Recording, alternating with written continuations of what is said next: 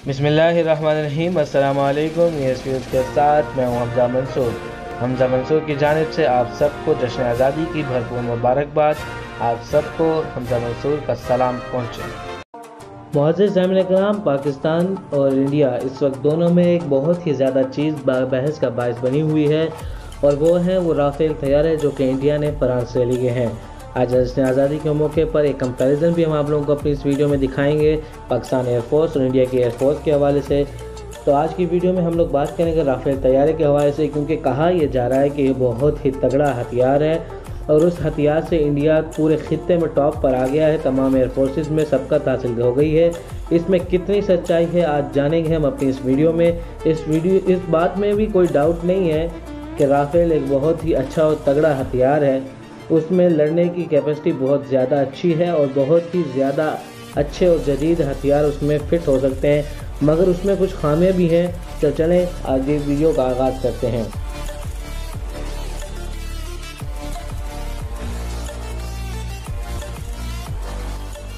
मुअज़्ज़िज़ सामईन किराम, जैसा कि मैं आप लोगों को बताया था कि इसमें कुछ खामियां भी हैं, और वो खामियां क्या हैं? एक तो ये फ्रांस ने बना कर दिए हैं, इसमें तब्दीली नहीं की जा सकती, जबकि F-16 या F-17 थंडर जो कि पाकिस्तान के पास है, इन दोनों के अंदर ये सलाहियत मौजूद है कि इनके अंदर तब्दीली की जा सकती है, इनको तब्दील किया जा सकता है। क्योंकि अगर आप इन फ्यूचर अगर बेहतर टेक्नोलॉजी बनाते हैं तो आप अपने पहले से मौजूद तैयारे को अपग्रेड कर सकते हैं, चाहे वो 15 से 20 साल पुराने ही क्यों ना हो। ये तैयारे जब बनाए जाते हैं तो इनमें दो चीज़ें रखी जाती हैं। कैपेसिटी होती है कि इसमें आप एक अपग्रेड इसको कर सकते हैं या नहीं कर सकते।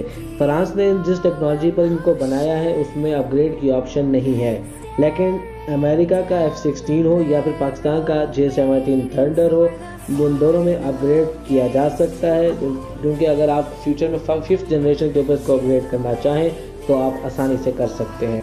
मुअज़्ज़िज़ सामईन किराम, ये राफेल तैयारे 4th जनरेशन का जदीद तरीन तैयारा है। पाकिस्तान के पास 4th जनरेशन में J-17 है, J-17 थंडर है, जबकि चाइना के पास इस 4th जनरेशन में J-20 है, जो कि बहुत ही ज़्यादा ख़तरनाक और बहुत ज़बरदस्त किस्म का लड़ाका तैयारा है। मुअज़्ज़िज़ सामईन किराम, और अभी कुछ दिनों पहले ही की बात है कि चाइना ने अमेरिकन एयरक्राफ्ट और उनके समंदर में मौजूद कैरियर्स और बहरी जहाज़ों को मफलूज करके कम्युनिकेशन सिस्टम को ख़त्म कर दिया और दुनिया को यह पैगाम दिया कि आपकी कम्युनिकेशन और आपके नेविगेशन का सिस्टम जिसके तहत आप लोग काम करते हैं, आपके सैटेलाइट को काट सकते हैं, और काटने की वजह से जदीद और ख़तरनाक तरीन तैयारे सही से काम नहीं कर पाते, और उस तरीके से कमांड रूम से रब्ता ख़त्म होने की सूरत में वो लोग सही तरीके से काम नहीं कर पाते, सही तरीके से नहीं लड़ पाते जिस तरीके से उनको काम करना चाहिए या जिस तरीके से उन तैयारों को लड़ना चाहिए।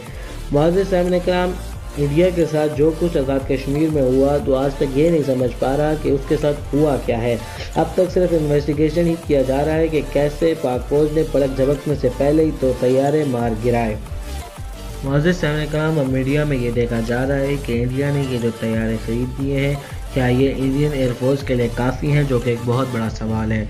मुअज़्ज़िज़ सामईन किराम, यहाँ पर मैं आपको ये बताऊँ कि अगर इंडियन पायलट अच्छे से काम करें, सही तरीके से लड़ें, तो ये बहुत ही बात क्लियर हो जाती है कि इंडिया की तादाद पाकिस्तान से बहुत ज़्यादा है। इस वक्त इंडिया के पास 13 स्क्वाड्रन है, जबकि पाकिस्तान के पास सिर्फ 11, और 11 और 13 का मुकाबला बनता नहीं है। लेकिन पाकिस्तान के तैयारे बड़े अपग्रेड, अप टू डेट और बेहतरीन तरीके से अपने पायलटों को तैयार किए हुए हैं। टेक्नोलॉजी अच्छी है, हिकमत अमली भी अच्छी है, और कम ज़रूर है, मगर भारत का मुकाबला करते रहते हैं। तो इस हिसाब से इंडिया का पलड़ा भारी है। तादाद ज़्यादा होने की वजह से मौजूदा टेक्नोलॉजी से भी इंडिया पाकिस्तान का मुकाबला कर सकता है, मगर पाकिस्तान एयरफोर्स का मसला ये है कि इनकी कम तादाद में रहते हैं, क्वांटिटी कम है मगर क्वालिटी बहुत ज़बरदस्त है। 100% क्वालिटी होती है। अपनी ट्रेनिंग, अपने हिकमत अमली और हर वक्त इंडिया को देख कर अपना प्लान को तैयार करते रहते हैं। माजी में इंडिया के 36 के आगे पाकिस्तान के 11 स्क्वाड्रन भी भारी पड़ते रहे हैं।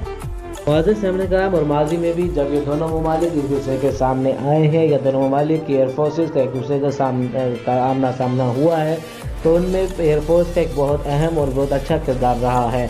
चाहे वो 1965 हो या फिर 1971 की जंग हो, ये जब भी एक दूसरे के सामने ममालिक आए हैं उनमें एयरफोर्स का एक बहुत अहम रोल रहा है। ये खित्ता ही कुछ ऐसा है क्योंकि पहाड़ी एरिया बहुत ज़्यादा है, इसलिए एयरफोर्स बहुत ज़्यादा एक्टिव रहती है।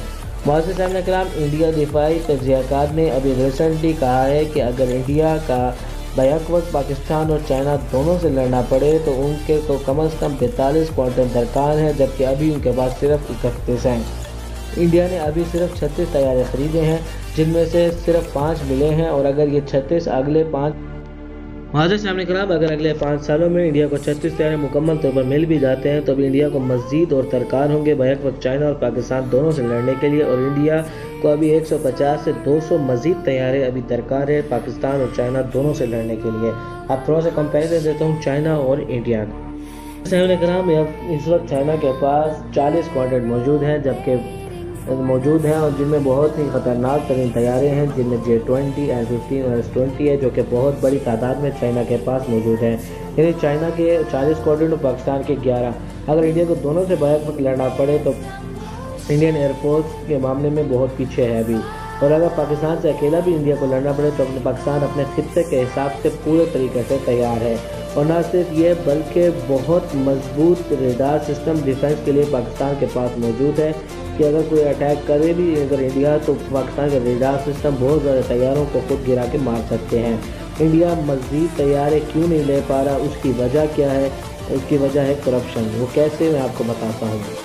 मुअज़्ज़िज़ साहब कराम, 2008 में ही इंडिया ये फैसला कर चुका था कि उसे मज़ीद 126 तैयारे चाहिए थे ज़रूरियात के पेश नज़र, मगर 2014 में मोदी ने आकर ये तमाम मंसूबे को ख़त्म कर दिया, और फिर 2016 में मोदी और फ्रांस के सदर ने एक साथ बैठे और अचानक प्रेस कॉन्फ्रेंस करके ये बताया कि इंडिया ने एयरफोर्स ने 36 तैयारे ख़रीद लिए हैं फ्रांस से, और इसकी डील डन हो चुकी है।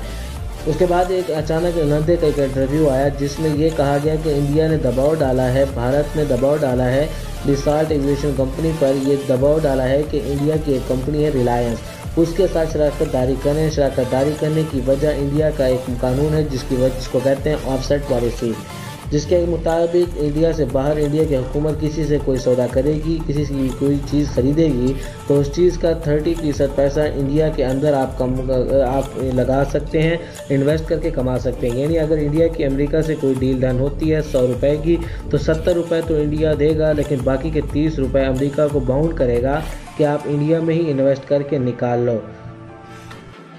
सामने करा तो फिर फ्रांस के सामने भी इंडिया ने यही पॉलिसी रखी कि आप 30% आप लोग उनको जो हम लोग देंगे, आप लोग हमारी एक मखसूस कंपनी के साथ शराकतदारी करेंगे, और वो कंपनी है रिलायंस डिफेंस। ये कंपनी अंबानीज़ की कंपनी है जो कि इंडिया को इंडिया का सबसे अमीर और तगड़ा ख़ानदान समझा जाता है। अंबानीज़ की ये कंपनी के साथ शराकतदारी पार्टनरशिप करेंगे, जो कि फ्रांस की कंपनी ने 50% का कहा, यानी $8 अरब से भी ज़्यादा, जो कि बहुत बड़ी एक अमाउंट बनती है। यानी $8 अरब से भी ज़्यादा का पैसा इंडिया में सरमायाकारी करेंगे।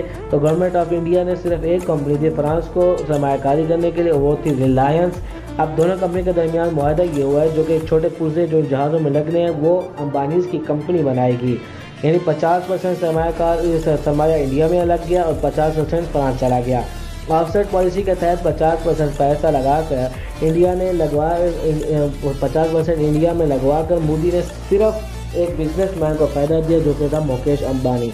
मुकेश अंबानी को फ़ायदा इसलिए दिया गया क्योंकि बीजेपी जब इलेक्शन लड़ रही थी तो अंबानी ने अपना पैसा बीजेपी के उम्मीदवारों को जितवाने के लिए लगाया। तो फिर जब बीजेपी पे पैसा लगता है तो फिर अंबानी को और बीजेपी के इलेक्शन में जीतने के बाद सामने कराम फिर बीजेपी ने इलेक्शन जीतने के बाद अंबानी को वो सारा का सारा फ़ायदा इस तरीके से पहुंचाया कि बीजेपी ने इलेक्शन जीतने के बाद एक बहुत बड़ा दिफाई मंसूबा, एक बहुत बड़ा दिफाई मुआहदा फ्रांस के साथ किया और फिर उसके बाद ये सारा का सारा फ़ायदा मुकेश अंबानी को पहुंचा दिया। और ये सब राज फ्रांस के सदर ओलांदे ने बताए हैं। अब सवाल यहाँ पर ये उठाया जा रहा है कि जब इंडिया का जहाज़ बनाने का तजर्बा नहीं है तो फिर इन पुर्जों की क्रेडिबिलिटी क्या होगी। या राफेल वो तो नहीं है जो कि फ्रांस के मिडल ईस्ट यूज़ करते हैं, इस राफेल में और जो फ्रांस यूज़ करता है उसमें ज़मीन आसमान का फ़र्क है। सामने कराम तो इस तरीके से यह फ़र्क है कि एक फ्रांस में टोटली तौर पर तैयार हो रहा है और बेहतरीन किस्म का वो तैयार है जिसका और जो कि इंडिया के पुर्जों की लगा कर तैयार किया जा रहा है उसमें काफ़ी सारा फ़र्क होगा क्योंकि अंबानीज़ की कंपनी के पास जहाज़ बनाने का कोई तजर्बा नहीं है। अब क्योंकि अगर तजर्बा नहीं है और फिर अगर किसी कंपनी से कुछ भी सामान लेंगे तो कमीशन मांगेगी, क्योंकि बीजेपी की हुकूमत है। इस वजह से अब इसमें क्वालिटी में बहुत ज़्यादा फ़र्क आएगा। और जब कभी इंडिया का मुकाबला होगा इन राफेल के साथ पाकिस्तान के साथ, तो फिर देखेंगे क्या होता है। सामने कराम, आज के लिए इतना ही। आपसे मुलाकात होगी अब हमारे इंशाल्लाह नेक्स्ट वीडियो में। तब तक के लिए अल्लाह हाफिज़। पाकिस्तान जिंदाबाद, पाक आदमी जिंदाबाद।